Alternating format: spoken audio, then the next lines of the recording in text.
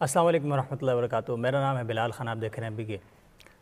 اردو ہماری قومی زبان اور اس زبان سے ہماری دوری کس قدر ہے اور ہم اس اپنی قومی زبان سے کس قدر شناسا ہیں، یہ ہر شخص اپنے آپ میں آئینہ ہے اور ہر شخص سمجھتا ہے کہ وہ اپنی زبان سے کتنا مخلص ہے۔ اردو کے حوالے سے پاکستان میں بہت سے لوگوں نے کام کیا اور لیکن ایک قلیل تعداد میں سمجھتا ہوں۔ اس دور میں کہ جب ہماری نئی نسل اپنی زبان سے دور ہوتی چلی گئی اور اس حد تک کہ اب اس زمانے کے بچوں کے سامنے سلیس اردو نہیں بلکہ عامیانہ گفتگو بھی کی جائے تو ان کے لیے مشکل ہوتی ہے۔ ایسے میں ایسے لوگ جنہوں نے اس زبان کو نافذ کرنے کا بیڑا اٹھایا، اس زبان کو فروغ دینے کے لیے پاکستان کے گلی گلی کوچے کوچے شہروں میں اور مختلف مقامات پر مختلف پلیٹ فارمز پر جا کر اپنا پیغام پہنچایا۔ اس سلسلے میں آج ہماری ملاقات ہے پاکستان قومی زبان تحریک کی چیئرمین فاطمہ قمر صاحبہ کے ساتھ۔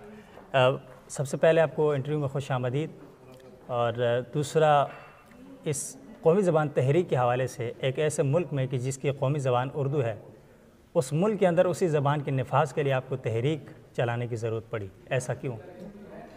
بہت شکریہ بلال خان، آپ نے ہمیں ہمارے پروگرام میں آئے۔ آج ہمارے الحمدللہ اسلام آباد میں ہمارے مرکز کے دفتر کا افتتاح ہوا ہے اور مجھے آپ سے ملنے کا بہت شوق تھا کہ آپ نوجوانوں میں کافی متحرک ہیں، ان کے اندر اپنے تہذیبی شعور پیدا کرنے کے لیے آپ مختلف چینلز پہ پروگرام کرتے رہتے ہیں اور آپ کا قومی ایشو پہ آپ بہت زیادہ مخلص ہیں، اور یہ اس کا ثبوت ہے کہ آج ہمارے پروگرام میں آئے ہیں۔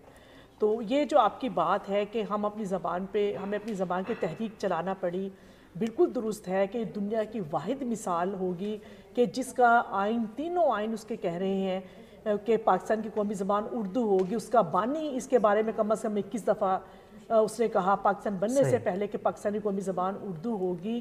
تو 1% سے بھی کم طبقہ ہے جس نے اپنی اہلیت کو چھپاتے ہوئے آئین کی اس شک کو روندا ہوا ہے، اور اب سپریم کورٹ بھی اس کا آرڈر دے چکی ہے اور وہ اس کی توہین عدالت کا مرتکب ہو رہا ہے۔ یہ نااہلیت کے ساتھ ساتھ آپ نہیں سمجھتے کہ کچھ اغراض و مقاصد بھی ہیں جس کی وجہ سے قومی زبان کو آگے نہیں آنے دیا جا رہا؟ جی، وہ اغراض و مقاصد یہی ہیں کہ اگر قومی زبان آ گئی تو وہ جو 1% سے بھی کم طبقہ نااہل ہے، ہاں وہ نااہل طبقہ ہے، اس کی حکمرانی ڈوب جائے گی، اور اس سے وہ لوگ ابھر کے آئیں گے قومی زبان سے جو صحیح معنی میں پاکستانی ہوں گے، تخلیق سے بھرپور ہوں گے، وہ آئیں گے، اور وہ نہیں چاہتے کہ مطلب وہ لوگ سامنے آئیں، یہ سٹیٹس کو ختم ہو جائے گا۔ جیسے کہ دنیا میں چائنا میں ہے، جاپان میں ہے، روس میں ہے، کہ جہاں کے بچے اپنی زبان میں حاصل کر رہے ہیں تو وہاں ایک اچھی قوم جو ہے نا، باصلاحیت قوم ابھر کے آئی ہے۔ تو ہم جو نہیں ہو سکے، قوم نہیں بن سکے، اس کی وجہ یہی ہے کہ ہم نے اپنی زبان کو وقار نہیں دیا۔ اچھا، آپ کی تحریک سے واضح ہے کہ اس کا مقصد تو یہی ہے کہ آپ قومی زبان کی جو ہے وہ تنفیذ چاہتی ہیں۔ مختلف پلیٹ فارمز کے ذریعے، میڈیا کے ذریعے بھی آپ نے اب تک جو ہے اس میں اپنے خاص اہداف کیا رکھے ہیں کہ ابتدائی اس کا ڈھانچہ کیسا ہوگا؟ آیا جس وقت یعنی کہ اب ہماری جو سرکاری دفتری زبان ہے وہ تو انگلش ہے، انگریزی زبان جو ہے اس کے نفاذ کے ہوتے ہوئے ابتدائی طور پر ایسا کوئی ڈھانچہ تیار کیا گیا ہے کہ ایک دم سے سارا نظام تو نہیں جو ہے نا تلپٹ کیا جا سکتا؟ تو اس حوالے سے اب تک جو آپ کا عملی کام ہے وہ کس حد تک ہے؟ جی دیکھیں، جب ہم نفاذ اردو آئین کا تقاضا ہے، صحیح، نفاذ اردو پہ عمل کرنا کسی طرح سے ہے جیسے کہ ہم کوئی شخص بھولا ہوا ہو کہ راستہ بھول گیا ہو، یا کوئی گھر میں کوئی چیز رکھ کے بھول گیا ہو تو اپنے گھر میں اس کو چیز ڈھونڈنا مشکل نہیں ہوتی۔ صحیح، تو ہم جب اب اردو نافذ ہوگی تو ہم اپنی ایک اپنی اصل کی پہچان کی طرف آئیں گے۔ جب گورنمنٹ نے 2009 میں پنجاب گورنمنٹ نے اور KP کی حکومت نے بغیر سوچے سمجھے ایک قوم پہ ایک سمندر پار زبان لاد دی، بغیر سوچے سمجھے، اسے بھی تو قوم پڑھ ہی رہی ہے نا۔ تو وہ زبان جو اس کے گھر کی زبان ہے، محلے کی زبان ہے، آپس میں میڈیا کی زبان ہے، تو یہ کیسی بات ہے کہ جب اس زبان میں تعلیم دی جائے گی تو اس کے لیے مشکل ہوگی۔ آپ یہ دیکھیں کہ بچے جو ہے نا ساری تعلیم سب کچھ سمجھتے اردو میں ہے، رٹا وہ انگریزی میں لگا رہے ہیں۔ بالکل ایسا ہی، اس کو سمجھنے کے لیے بھی خود ہمیں جو ہے نا اساتذہ اردو میں سمجھاتے ہیں۔ وہ ساری ہماری تحریک کے بانی ہیں وہ بنیادی طور سے سائنسدان اور ماہر تعلیم ہی ہیں۔ ہماری تحریک کے جو بانی ہیں پروفیسر اشتیاق ہیں، وہ دعوے سے کہتے ہیں، سینئر سائنسدان ہیں اور ماہر تعلیم، وہ کہتے ہیں کہ میں دعوے سے کہتا ہوں کہ پاکستان میں کوئی شخص بھی انگریزی میں سائنس نہیں پڑھا سکتا، اور وہ اپنی تعلیم اور انہوں نے BSc تک جو ہے وہ ڈکشنری تیار کی ہے اردو سائنس کی, اور وہ جس طرح سے کبھی وہ حرارت کے اوپر, کبھی وہ روشنی جیسے مضامین پر اتنی مہارت کے ساتھ وہ پڑھا رہے ہوتے ہیں. ان کی ویڈیوز آئی ہیں یوٹیوب پر, تو وہ بچے اس کو شوق سے سنتے ہیں. یہ تو حقیقت ہے کیونکہ ہم خود اس مرحلے سے گزرے ہیں. جی جی. اور جو چیز ہم نے اردو میں سمجھی ہے اتنی آسانی سے ہم انگریزی میں بالکل نہیں سمجھ سکتے. اب اس سے آگے کا جو ابھی مسئلہ فی الوقت ہمارے ہاں آ رہا ہے, ایک تو یہ ہے کہ ہمارے ہاں جو نظام تعلیم ہے وہ دو لخت ہے. ایک طرف جو ہے نا سرکاری جو ہمارا نظام تعلیم ہے وہ اردو تھا, اور بہت سی جگہوں پر اب اسے بھی انگریزی کر دیا گیا ہے. سرکاری نظام تعلیم سے ہٹ کے ہمارا جو پرائیویٹ سیکٹر ہے اس کے اندر جو ہے نا اردو کو تو ایسے بے دخل کر دیا گیا ہے کہ وہاں کے اردو پڑھنے والے بچوں کی حالت اگر آپ دیکھ لیں تو اس میں سرکاری اسکولوں نے ان سے اخذ کیا کہ اس طرح ہم کریں گے تو ہماری شاید تعلیمی صورتحال بہتر ہو سکے. تو اس میں کیا حکومت مرعوب ہوئی ہے, ہماری پالیسی ان کی ماتحت ہوئی ہے کہ جو کسی انٹرنیشنل لابی کے تحت یہاں پر انگریزی کا نفاذ چاہتے ہیں, جیسے کہ پرائیویٹ سیکٹر کی میں نے بات کی, تو ان لوگوں کے لیے کیا ترتیب ہو, کیا وہ کرنے دیں گے آپ کو نفاذ اردو؟ یہ دیکھیں, یہ جو بات آپ کہیں نا کہ انگریزی میڈیم تعلیمی اداروں نے, انہوں نے ہمارے جو سرکاری تعلیمی ادارے تھے نا وہ دنیا کے بہترین ادارے تھے. اس میں سے ڈاکٹر A.Q. خان پڑھ کے گئے ہیں, ڈاکٹر عبدالسلام نکلے پڑھ کے, سلیم الزمان صدیقی نکلے, اور بڑی نامور شخصیات تو ان اداروں کی دہائی تک تو یہی نامور لوگ جو تھے جنہوں نے یہیں سے نکلے. ٹاٹ اسکولوں کے اردو میڈیم کی پیداوار ہے. انگریزی میڈیم نے نہ صرف والدین کو کنگال کر دیا, لوٹ کھسوٹ کی انتہا کر دی, ٹیوشن مافیا کو, رٹے بازی کو, بوٹی مافیا کو, اور تہذیبی اقتدار کی پامالی کی ہے. اور اس کے علاوہ یہ کہ ایک سائنسدان بھی انگریزی میڈیم نے پیدا نہیں کیا, کچھ نہیں. ایک ہم نے تو اپنے اس زمانے میں واقعی نام نہیں سنا کہ کوئی سائنسدان مجھے بتا دے کہ جو آپ سے اتنی فیسیں لے رہے ہیں انگریزی کے نام پر, وہ ایک سائنسدان بتا دے کہ پیدا کیا ہے. تو یہ ہو نہیں سکتا. اب ہم یہ کہتے ہیں کہ یہ حکومت جو ہے تبدیلی کے نام پہ آئی ہے, اور یہ انہوں نے نعرہ لگایا تھا, ان کا نعرہ یہ تھا یکساں نصاب تعلیم. تو اب ان کے لیے یہ فرض بنتا ہے کہ اللہ تعالیٰ نے ان کو اختیار دے دیا ہے, یہ اپنے کہے پہ عمل کروائیں, قومی زبان میں اور یکساں نظام تعلیم میں جو ہے نا اس کے عمل کریں. اس حوالے سے آپ نے کوئی حکومتوں سے پہلے رابطے کیے تھے سابقہ حکومت میں, یا اب کچھ لوگوں سے یا ممبران اسمبلی سے یا یہاں کے شعبہ اکادمیات ہمارا ہوتا ہے اس سے بھی کوئی آپ کے روابط ہوئے ہیں, کوئی انہوں نے آپ کو کوئی مثبت جواب دیا ہے یا پھر سرد مہری ابھی تک؟ اللہ کا شکر ہے کہ میں نے اس سلسلے میں ہر سابق حکومت سے بھی رابطہ کیا.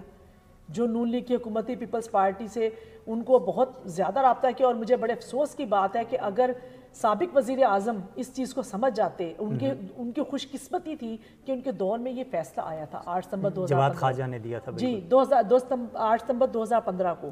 اور اگر وہ ہو سکتا ہو کہ وہ اتنے ذلیل نہ ہوتے زیرو خان, اگر وہ اس پہ عمل کروا جاتے. یہ آئین کا فرمان قائد اعظم کا ہے, آئین کا فرمان تھا, ان کی مقبولیت میں اضافہ ہوتا, یہ ان کا تھا. اور اب یہ جو نئے لوگ آئے ہیں, لوگوں نے دیکھیں, لوگوں نے ایک عاجز ہو کے اگر ان کو ووٹ دیا ہے تو ان کو نوشتہ دیوار پڑھنے چاہیے عمران خان صاحب کو کہ حکومت رہے نہ رہے, وہ اگر عوام کے دل میں زندہ رہنا چاہتے ہیں تو وہ نفاذ اردو فیصلے پہ عمل کروائیں. ہمارے جو یعنی سپریم کورٹ کا فیصلہ تھا جسٹس جواد خواجہ کے بعد, اس کے بعد جتنے بھی قومی فیصلے آئے ہیں یا کسی بھی طرح کا جو فیصلہ آتا ہے وہ انگریزی زبان میں آتا ہے. پہلی بات تو یہاں پر یہ کلیئر ہے کہ ہمارا جو عدلیہ کا سب سے بڑا ادارہ ہے وہ خود اپنے ہی حکم کی حکم عدولی کر رہا ہے.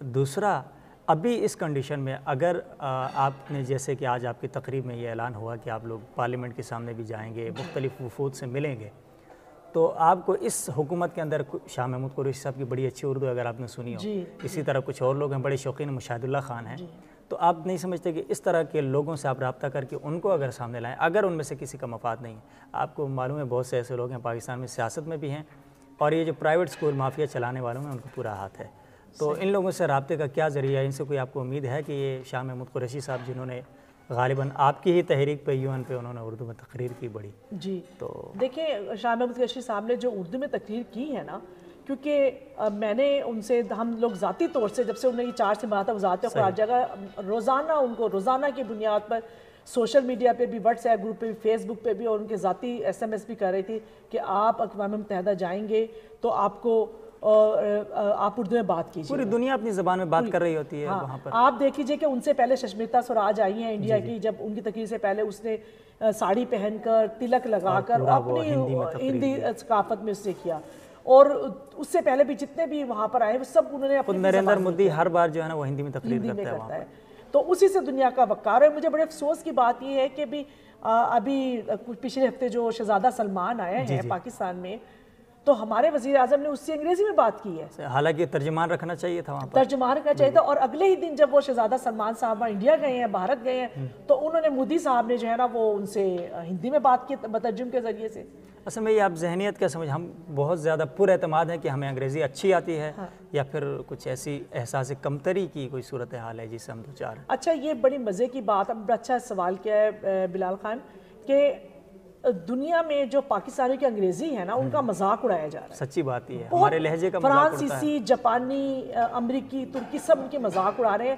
آپ کو حیرانی ہوگی فرانسیسی جو سفیر پاکستان میں مقیم ہے نا وہ اردو میں بات کرتا ہے. صحیح. اور ترکی کے بہت سے لوگ جن سے آپ کی توسط سے ہمارا جو ہے نا تعلق ہوا، بڑی زبردست وہ اردو لکھتے ہیں. اچھا، جاپان کا جو سفیر ہے وہ گزشتہ 30 سال سے پاکستان میں مقیم ہے. وہ کہہ رہا ہے مجھے کبھی آج تک پاکستان میں انگریزی کی ضرورت ہی نہیں پڑی بولنے کی. وہ کہہ رہا ہے میں اردو میں بات کرتا ہوں، اردو کے متبادل اردو تلاش کرتا ہوں. امریکی سفیر پاکستان میں وہ اردو میں بات کرتی ہے اپنا پیغام پہنچانے کے لیے. اچھا، اسی طرح سے جو ترکی کے ڈاکٹر خلیل توکار ہیں وہ حیران ہوتے ہیں پاکستانیوں کی غلامی پر. وہ کہتے ہیں میں پاکستانی سے جب بھی سوال کرتا ہوں اردو میں تو مجھے انگریزی میں جواب دیتے ہیں. اور یہی میرے سے شکایت ایرانیوں نے بھی کی ہے. اور اس میں ہم یہ ہیں کہ نہ تو ہماری جو انگریزی ہے وہ کسی ڈھنگ کی ہے اور نہ اپنی زبان کی ہے. ایک اور میں چونکہ آپ ایک یہاں پر جو ہے نا سماجی تحریک آپ کہہ لیں یا اس میں قوم کی ایک خدمت کی تحریک سے ہٹ کر بھی ایک آپ ماں ہیں، اور کسی زمانے میں ایسا ہوتا تھا کہ کوئی پنجابی بول رہا ہے، پشتو بول رہا ہے، ہم شینا زبان بولتے ہیں گھر میں، تو ابتدا میں اردو کی طرف رغبت ہوتی ہے کہ چھوٹے بچے اردو بولیں.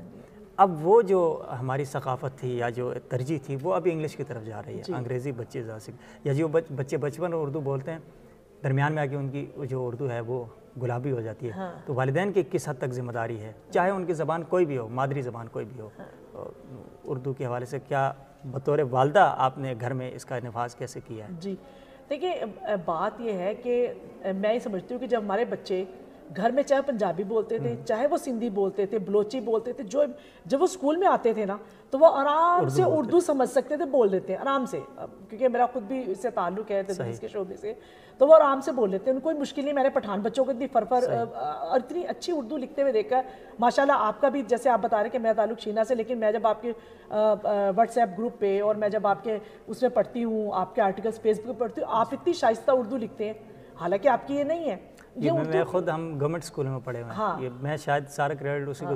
اچھا، ایک اور بات مجھے گورنمنٹ اسکول سے یاد ہے، ہمارے مدارس کے اندر اردو کا اتنا خوبصورت امتزاج ہے. میری آپ سے ریکویسٹ ہوگی کہ آپ گزارش کہہ لیں، التجا کہہ لیں کہ کچھ ایسے وفود کو وہاں بھیجیں، ان لوگوں کو منظر عام پر لائیں. میں ابھی اچانک سے یہ جملہ میرے ذہن میں آ گیا کیونکہ میں اپنی اردو کا کریڈٹ ہمیشہ جو ہے نا اس کا جو تمغہ ہے وہ مدرسے کو دوں گا. میں نے بہت قلیل وقت کے لیے پڑھا اور پھر سرکاری اسکول کے اندر. کیا ایسا ممکن ہے کہ وہاں پر جو ایک اردو کا ایک گلدستہ ملے گا آپ کو، میں آپ سے کہوں گا کہ آپ دیکھیں ان کو، آپ اپنی اس تحریک میں شامل کیوں نہیں کرتی؟ ضرور، یہ بڑی خوشائن بات ہے کہ اس وقت واقعی میں مدرسوں نے جو اردو کے لیے کام کیا ہے وہ قابل تحسین ہے.